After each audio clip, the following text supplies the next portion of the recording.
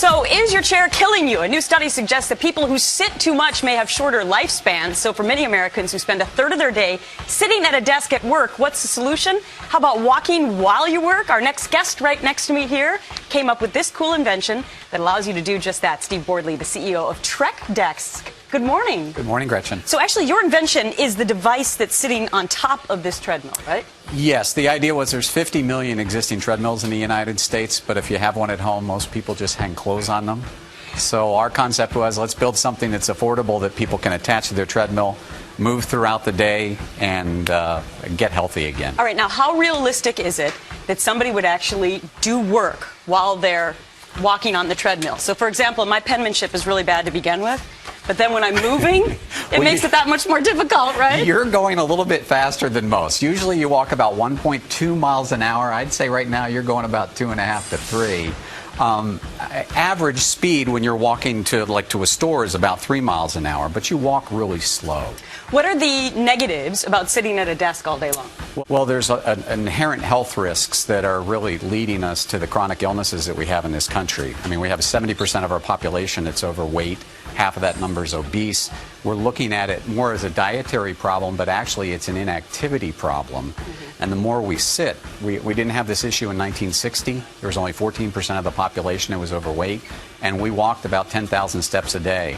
Look at, I just want to show you, don't mean to interrupt you, Steve, Sure. but my coworkers, well, Arthur and then AJ, the extraordinary producer down. No, I'm not cranking it up. I'm supposed to be working. Is it recommended that people run and also do work? No. Steve. It really isn't.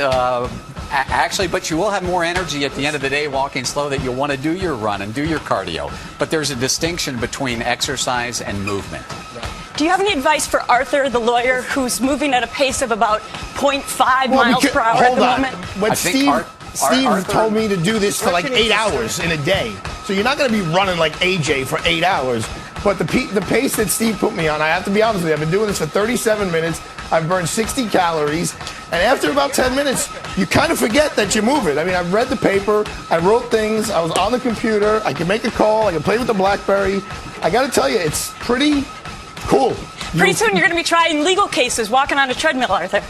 It's going to be interesting having a client here being like, well, you know, Mr. Idala, when I robbed the bank, I used a gun, not a knife, or, you know, I was wearing a mask. They might not be too hip to that. But if you have the type of job where you don't have to have those kinds of interactions, it's actually a pretty cool day to pass, pretty cool way to pass the day. All right, Steve, I know that you're on the keyboard. You're having people walk or run for a special cause too, right? We actually are. It's called the W3 project. It's sponsoring miles that you walk, where we'll donate $1 for every mile walked to wine2water.org, and you can do that by going to filterfast.com/W3. Thanks so much, Steve. Everyone will be much more in shape by the end of the day, guys. Gretchen, nice pace you got going.